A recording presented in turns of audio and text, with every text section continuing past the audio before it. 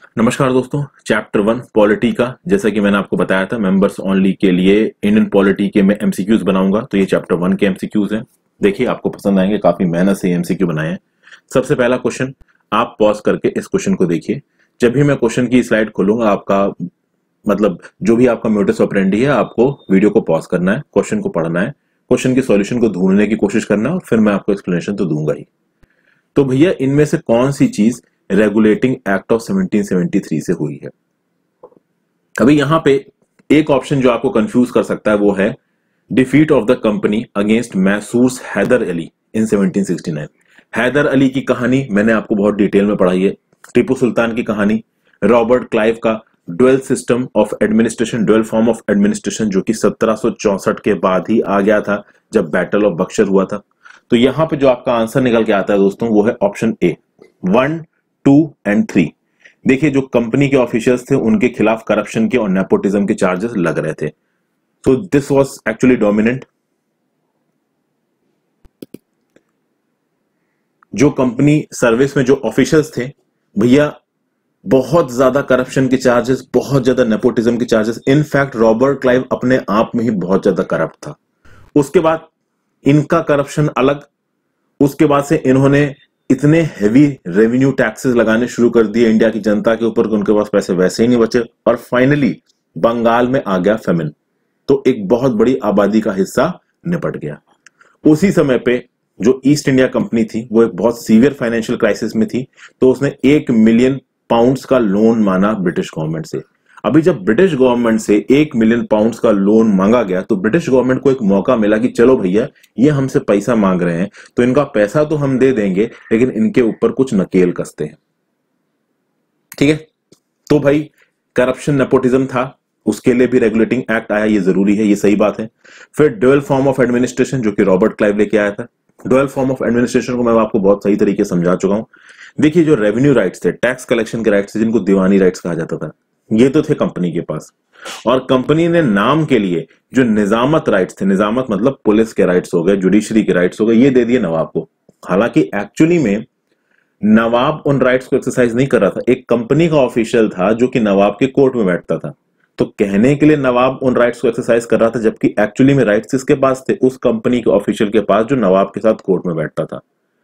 तो सामने से आप देखोगे कि निजामत के राइट्स किसके पास है? नवाब के पास। बट एक्चुअल में राइट्स किसके पास है? अभी इसके चक्कर में खिचड़ी बन गई। जो ब्रिटेन की कंपनी थी उसको सिर्फ पैसे से मतलब था और वो निजामत राइट्स का दुरुपयोग करते थे पैसा ज्यादा खींचने के लिए। तो इतनी ज्यादा एनार्की सी फैल गई, लोगों की जेब में पैसा नहीं, ब्रिटिश कंपनी पैसा मांग रही है, लोग सामने मर रहे हैं, भूखे मर रहे हैं, बीमारियां लग रही, उनको कोई मतलब नहीं, उनको सिर्फ पैसा चाहिए। तो ये जो ड्वेल फॉर्म ऑफ एडमिनिस्ट्रेशन है, इसके खिलाफ बहुत आवाज उठने लगी और ये आवाज लंदन पहुंची। तो एक रीजन ये ड्वेल फॉर्म ऑफ एडमिनिस्ट्रेशन की वजह से आई एनआरकी भी थी। अच्छा मैं आपको एक और बात बता दूं, जो ब्रिटेन में लोग बैठे थे ना पार्लियामेंट में, वो कोई लोगों के दुख की वजह से इनके ऊपर नकेल नहीं कस रहे थे। ब्रिटेन के लोगों को क्या लगता था कि अरे यार ये कंपनी तो बड़ा पैसा कमा रहे हैं, हमें पैसा नहीं दे रहे, तो इनके ऊपर नकेल कसो। सब अपने अपने मतलब में थे, भूखा गरीब आदमी मर रहा है उससे किसी को मतलब नहीं था। और फाइनली कंपनी को हराया था मैसूर के हैदर अली ने 1769 में। ये तीनों वजह थी कि आप देखोगे रेगुलेटिंग एक्ट ऑफ 1773 को लेके आया गया। फिर आगे बात करते हैं, with respect to regulating act of 1773 which of the following statements are correct? Pause करके देखिए, आई होप आपने देख ही लिया होगा। तो भैया 1773 के हिसाब से supreme court of judicature establish किया गया कलकत्ता में, बिल्कुल किया गया, लेकिन पूरा ध्यान दीजिए, with civil and criminal jurisdiction over British subjects and Indian natives, इसके ऊपर अभी आते हैं। फिर the company directors were elected for a period of 5 years and 1/4 of them were to retire every year. फिर governor general had no veto power. यहां पे जो आपका ऑप्शन निकल के आता है दोस्तों वो निकल के आता है बी। बी मतलब 1 and 2। 1 सही है, 2 सही है, 3 सही नहीं है। क्योंकि जो सुप्रीम कोर्ट ऑफ जुडिकेचर था ना, इसके पास जो जुरिस्डिक्शन था वो ब्रिटिश सब्जेक्ट्स के ऊपर था। इंडियन नेटिव्स के ऊपर इसको जुरिस्डिक्शन एक्ट ऑफ सेटलमेंट से मिला 1781 में, वो भी केवल कलकत्ता के नेटिव्स के ऊपर। आप देखोगे सुप्रीम कोर्ट जब 1773 के रेगुलेटिंग एक्ट के थ्रू यहां पे सेटअप किया गया, उसके बाद सुप्रीम कोर्ट की और ईस्ट इंडिया कंपनी की जो ऑफिसर्स थे उनकी बनती नहीं थी। क्योंकि देखिए जो एग्जीक्यूटिव गवर्नमेंट चला रहा है जो ग्राउंड लेवल पे काम कर रहा है, क्या वो किसी जज को रिस्पॉन्सिबल होना चाहेगा? नहीं होना चाहेगा। अभी एक्ट ऑफ सेटलमेंट थोड़ी देर में मैं आपसे डिस्कस करूंगा। तो जो कंपनी के डायरेक्टर्स थे, कौन सी कंपनी के? ईस्ट इंडिया कंपनी के। तो ईस्ट इंडिया कंपनी के जो डायरेक्टर्स थे उनको 5 साल के लिए चुना जाता था। ईस्ट इंडिया कंपनी एक प्राइवेट कंपनी थी, प्रॉफिट मोटिव पर काम करती थी, और इनमें से 1/4 डायरेक्टर्स हर साल रिटायर होंगे और उनमें से कोई भी रीएलेक्ट नहीं हो सकता। ये एक पीस ऑफ इंफॉर्मेशन है, याद रखिएगा। उसके बाद कंपनी डायरेक्टर्स को यह बोला गया कि भैया रेवेन्यू मैटर से रिलेटेड, सिविल मैटर से रिलेटेड और मिलिट्री मैटर से रिलेटेड जो भी British East India company authority से आप बातचीत कर रहे हो वो ब्रिटिश अथॉरिटी को बताओ। अभी समझाता हूं आपको। इंडिया में ब्रिटिश ईस्ट इंडिया कंपनी काम कर रही है। ब्रिटिश ईस्ट इंडिया कंपनी के जो माई बाप है कोर्ट ऑफ डायरेक्टर्स, वो कहां बैठते हैं? लंदन में लीडन हॉल स्ट्रीट पे।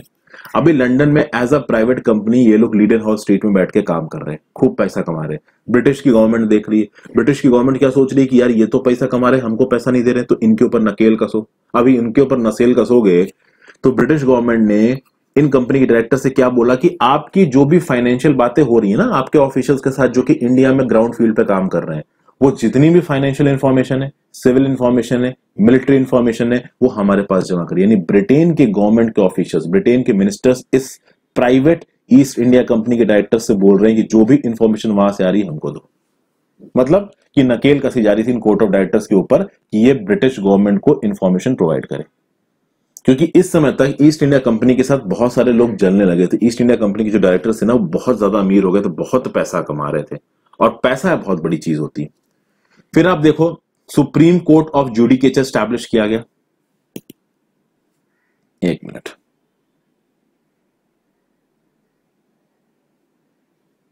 देखिए, supreme court of judicature establish किया गया कलकत्ता में। इसके चीफ जस्टिस कौन थे? Sir Elijah Impey. ठीक है। ये जो जजेस थे सुप्रीम कोर्ट के, कहां से आते थे? इंग्लैंड से आते थे। इनके पास सिविल जुरिडिक्शन भी था, क्रिमिनल जुरिडिक्शन भी था, बट इनिशियली ये जुरिडिक्शन केवल ब्रिटिश सब्जेक्ट्स के ऊपर था। गवर्नर जनरल को कोई भी वीटो पावर नहीं दी गई थी रेगुलेटिंग एक्ट ऑफ 1773 में। और ये जो सुप्रीम कोर्ट जब बनी कलकत्ता में, तो इस सुप्रीम कोर्ट के जजेस के बीच में और जो एग्जीक्यूटिव अथॉरिटीज थी उनके बीच में काफी प्रॉब्लम्स आने लगी। शुरुआत में इस सुप्रीम कोर्ट को ज्यादा ताकतें नहीं दी गई थी। जो भी सिविल और क्रिमिनल जुरिडिक्शन इनको दिया गया था वो ब्रिटिश सब्जेक्ट्स के ऊपर दिया गया था।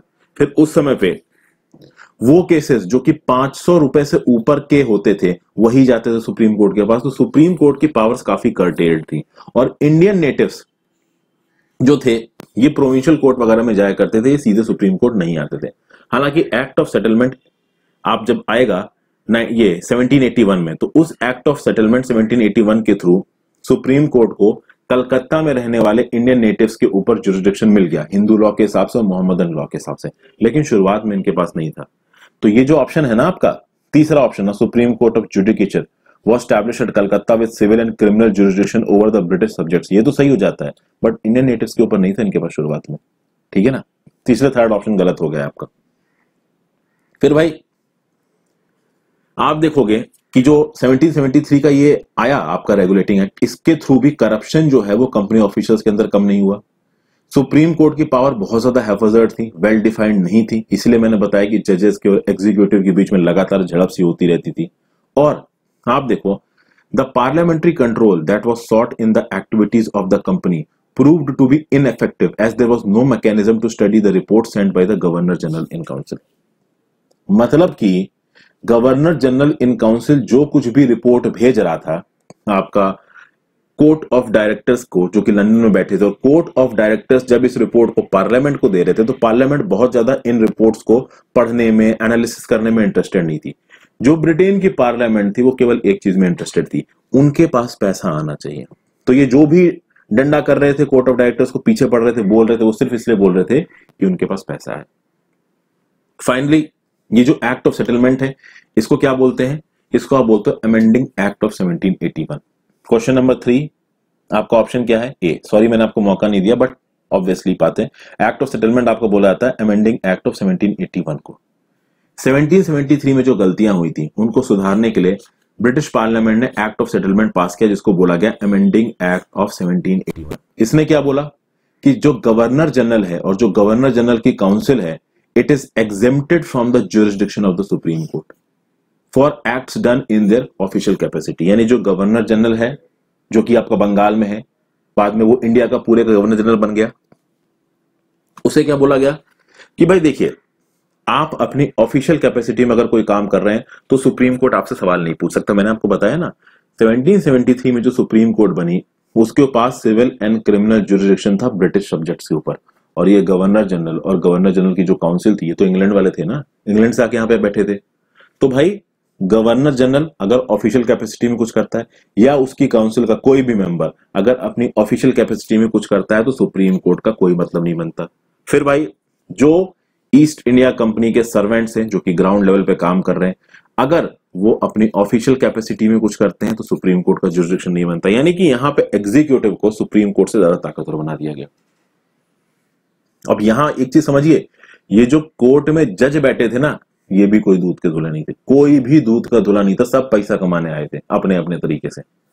फिर आगे ये बोला गया कि सुप्रीम कोर्ट के पास जुरिडिक्शन होगा over the inhabitants of Calcutta.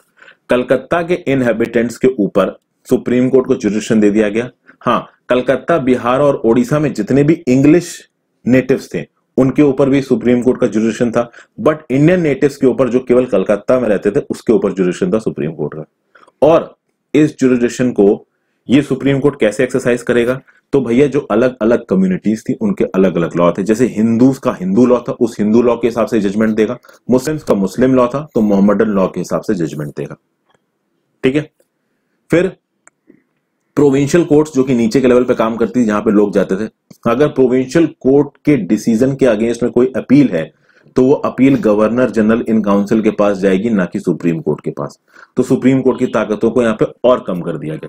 यानी कि नीचे की प्रोविंशियल कोर्ट से अगर कोई अपील होती है, प्रोविंशियल कोर्ट कोई डिसीजन सुनाती है, उस डिसीजन के अगेंस्ट में किसी नेटिव को या किसी अथॉरिटी को अपील फाइल करनी, जैसा होता है ना हाई कोर्ट ने डिसीजन सुनाया उसके अगेंस्ट अपील फाइल करनी तो सुप्रीम कोर्ट जाओ, उसी तरीके से अपील फाइल करनी है तो गवर्नर जनरल के पास जाओ, उसकी काउंसिल के पास जाओ, सुप्रीम कोर्ट के पास मत जाओ।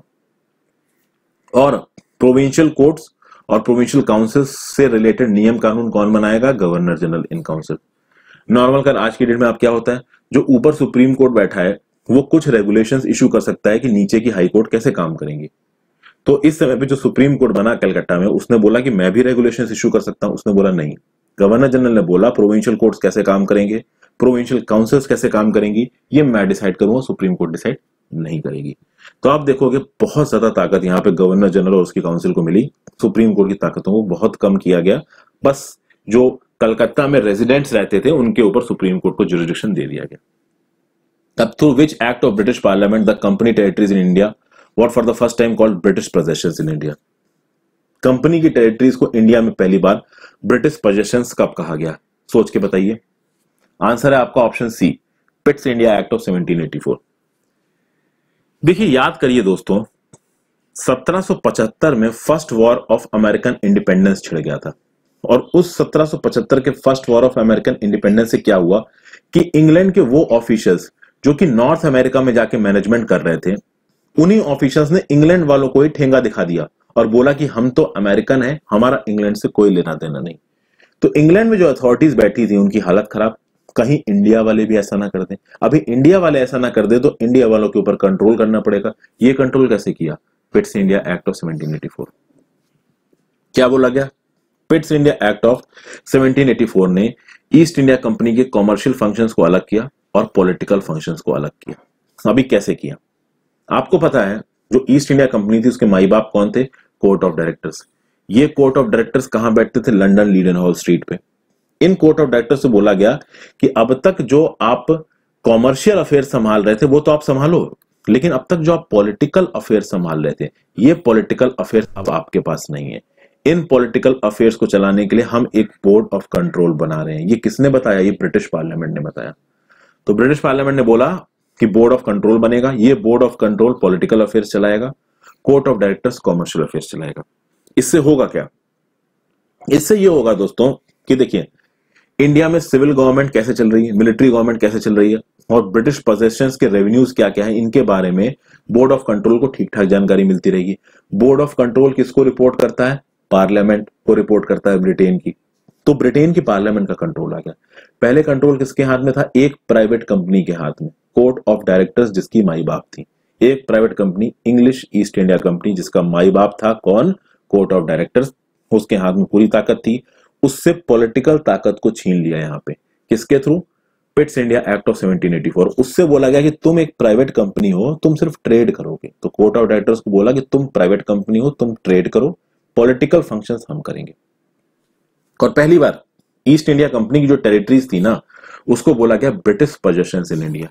यानी कि अब कंपनी का जो अफेयर था, खासकर पॉलिटिकल फील्ड में और एडमिनिस्ट्रेटिव फील्ड में, वो पूरा का पूरा ब्रिटिश गवर्नमेंट के हाथ में चला गया। किसके थ्रू, बोर्ड ऑफ कंट्रोल के थ्रू। ओके, फिर चलते हैं क्वेश्चन नंबर 5 पे, आप पढ़ लीजिए। चार्टर एक्ट ऑफ 1813 से रिलेटेड सवाल है। यहां पे मैंने बहुत डीप करने की कोशिश की है सवालों को, आई होप आपको पसंद आएंगे। यहां पे एक Napoleon Bonaparte continental system in Europe था। क्या बोलता था नेपोलियन बोनापार्ट का कॉन्टिनेंटल सिस्टम? देखिए, फ्रांस एक समय पे बहुत ताकतवर बना, और उस ताकतवर बनने की वजह क्या थी, French Bonaparte. French Bonaparte French revolution से उठा, और फ्रेंच रेवोल्यूशन का फायदा उठा के उसने अपने आप को राजा बना लिया। अभी जो फ्रेंच रेवोल्यूशन था वो आया था डेमोक्रेसी के सिद्धांतों पे, लेकिन नेपोलियन बोनापार्टे ने फ्रेंच रेवोल्यूशन का फायदा उठा के फ्रेंच रेवोल्यूशन के डेमोक्रेसी के आइडिया को ही दबा दिया और अपने आप को डिक्टेटर बना दिया। नेपोलियन बोनापार्ट ऐसे ऐसे रिफॉर्म्स लेके आया दोस्तों, जो कि उस समय के टाइम में बहुत ज्यादा प्रोग्रेसिव थे। आज की डेट में वो रिफॉर्म्स आपको नॉर्मल कर नजर आएंगे, क्योंकि हम 21st सेंचुरी में आ चुके हैं। लेकिन ये 21st सेंचुरी की बात नहीं हो रही है, अभी भी 19th सेंचुरी की बात हो रही है, और वो भी शुरुआती 19th सेंचुरी की बात हो रही है। ओके, तो नेपोलियन बोनापार्ट एक कॉन्टिनेंटल सिस्टम लेके आया यूरोप में। इस कॉन्टिनेंटल सिस्टम के अंदर क्या बोला गया कि देखिए भैया, यूरोप में जो भी इलाके फ्रांस के कंट्रोल के अंदर हैं, उन इलाकों में ब्रिटेन का बना हुआ कोई भी सामान नहीं आएगा। यह नेपोलियन बोनापार्ट ने बोल दिया।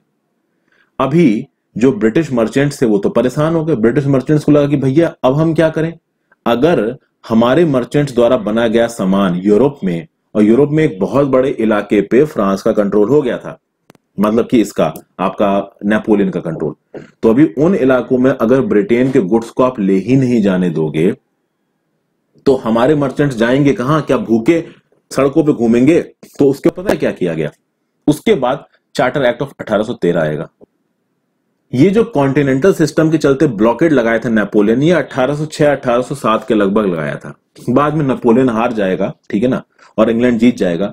लेकिन उस समय पे जो इंग्लैंड के अंदर बैठे हुए जो मर्चेंट्स थे, उनको लगा कि भैया हम धंधा कैसे करेंगे अगर इस तरीके की चीजें होने लगी। तो उस समय पे जो ब्रिटिश गवर्नमेंट थी ना, उसने ईस्ट इंडिया कंपनी के ऊपर प्रेशर डाला और बोला कि ये जो इंडियन मार्केट है, इस इंडियन मार्केट पे आपने इस एक अकेली ईस्ट इंडिया कंपनी को इतनी ताकत दे रखी है, इतना कंट्रोल दे रखा है, ये ताकत हटाइए, ये ताकत कम करिए। ठीक है, तो आप देखोगे इसका ऑप्शन क्या निकल के आ रहा है, ए ऑप्शन। पहली बात कि भैया जो चार्टर एक्ट ऑफ 1813 था ना, इसके आने की एक वजह बहुत बड़ी थी, वो थी नेपोलियन बोनापार्टे का कॉन्टिनेंटल सिस्टम इन यूरोप।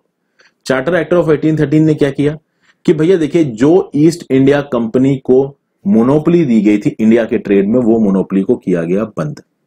ठीक है, लेकिन कंप्लीटली बंद नहीं किया गया। कंप्लीटली जो ईस्ट इंडिया कंपनी की मोनोपोली है वो कहीं 1833 में जाके बंद हो गया, अभी 1813 चल रहा है।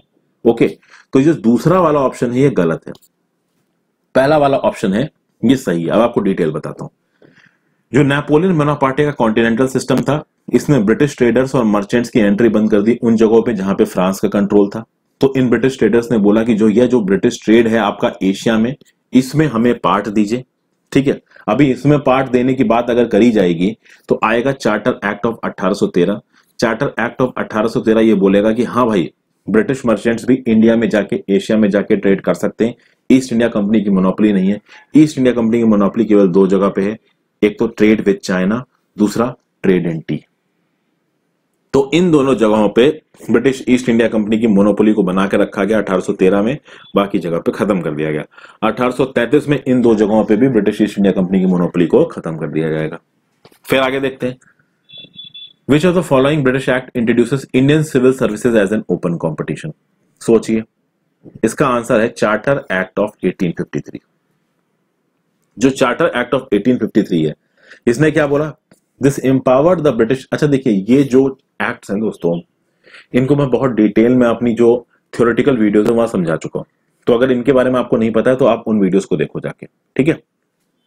तो जो चार्टर एक्ट ऑफ 1853 है, इसने ब्रिटिश ईस्ट इंडिया कंपनी को एम्पावर किया कि भाई देखिए, to retain the territories and revenues in India in trust for the crown.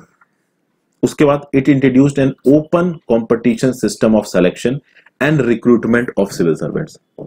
Okay, यहां पे देखिए जो कोवेनेंटेड सिविल सर्विसेज थी वो इंडियंस के लिए खोल दी गई और एक मैकोले कमेटी अपॉइंट की गई 1854 में, committee on the Indian civil services.